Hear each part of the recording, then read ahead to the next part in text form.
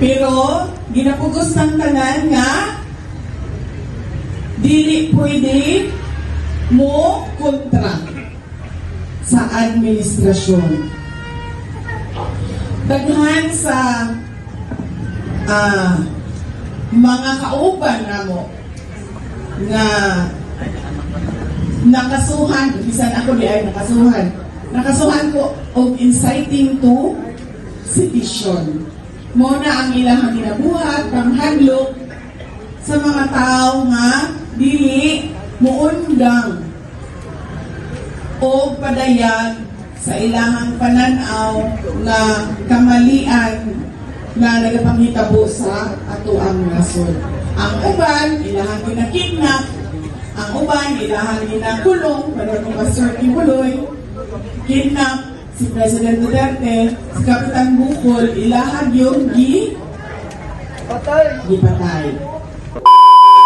Mayor sa Davao City. Ay, sa Davao, Vigo City. Uy, Subaku.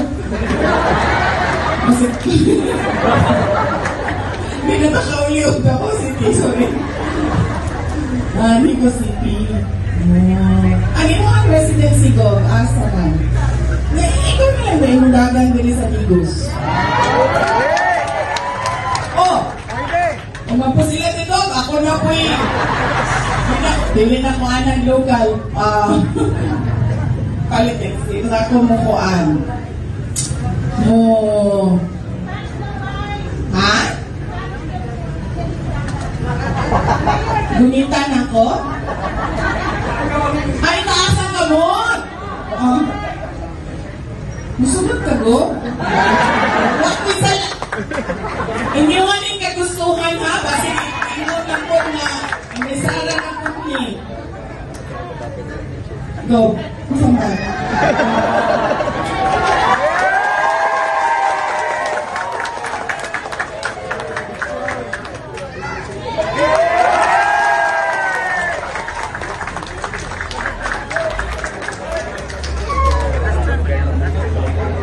Go.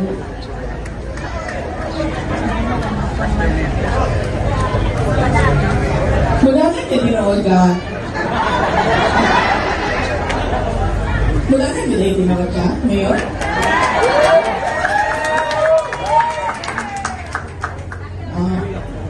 Okay. Maminaw daw sa mga tao kung unsa ang gusto sa mga tao. Speaking of gusto sa mga tao, ako naguna-unan ako, nagdeklaran ako nga madagan ko og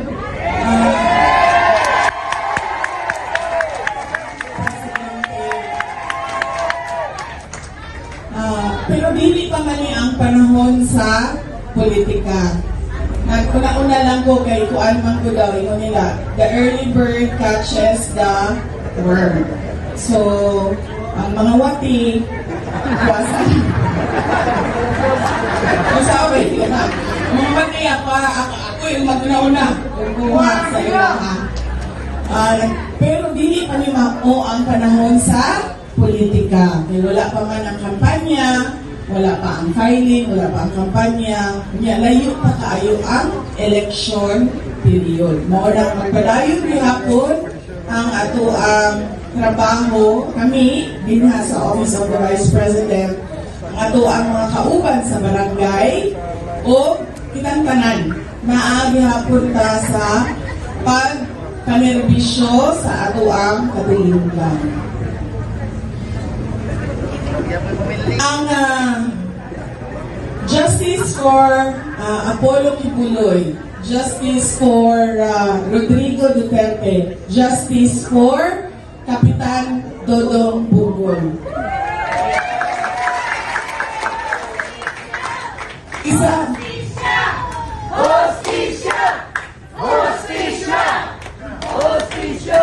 Justice para sa nahitabo gibuhat sa ilaha, gibuhat sa ato ang mga Pilipino.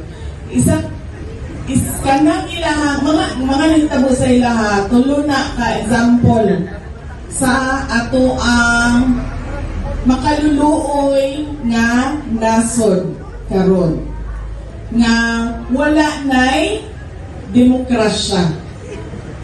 Tungod kay dili naka pwede magpadayag sa imuhang mga gibati, labi na kung kontra siya sa administrasyon.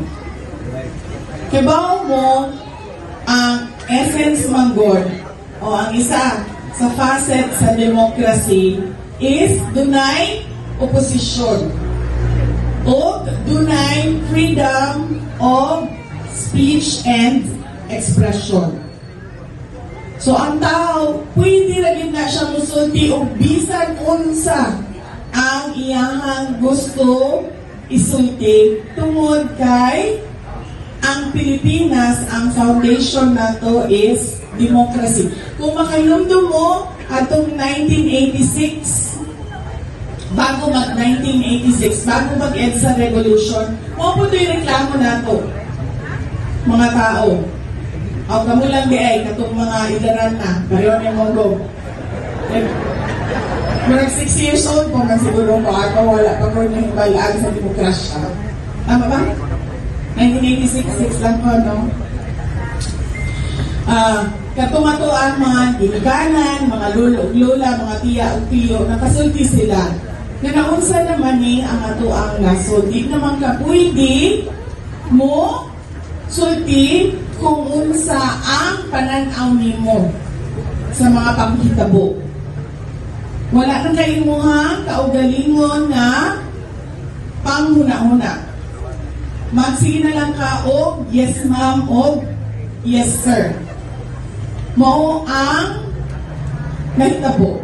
Makita nato nga pasayo ako ninyo, ako bayayahang running mate, wala po lang nahitabo sa panahon sa Marcos karon. Nakita nato si Kapitan Dodong, iya nga man ang katungod. Ingo na lang nato og dili siya barangay kapitan. Ingo nato og Pilipino siya.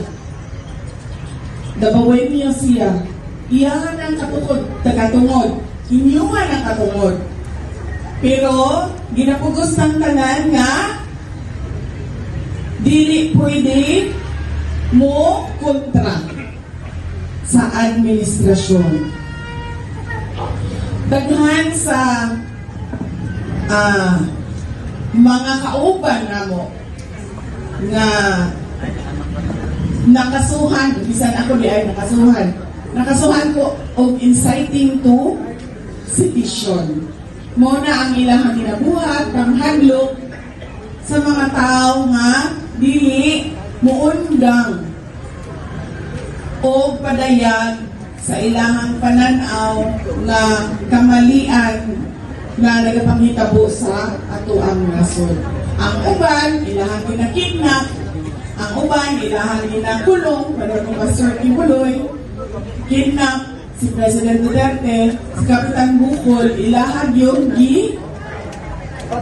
gipatay. Maupon na ang makita ninyo sa tao nga napildi na.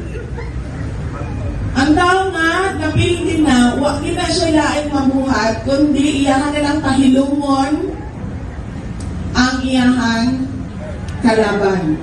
Kay tulyang tarong, inani, conversational, dialogo, o bisan pa man o kanang talumpati speech, wala na sila'y maikatubag sa mga question sa ilahang mga mali na ginabuhat, ang ilahang buhaton, ingana na lang, agion sa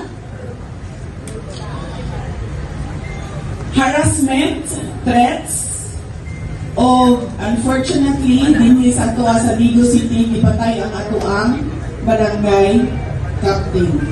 Muna siya ang hulagway sa ato ang kahintang karon isip mga Pilipino. Unsa man daghan ng mga tao na unsa may mabuhat namo. Unsa man ang amuang pwede nga mabuhat na mapagawas na amo ang kasuko. Nabisan ang mga tao nga ordinaryo nga naa sa Facebook, dili naman makatingog kay i-take down ang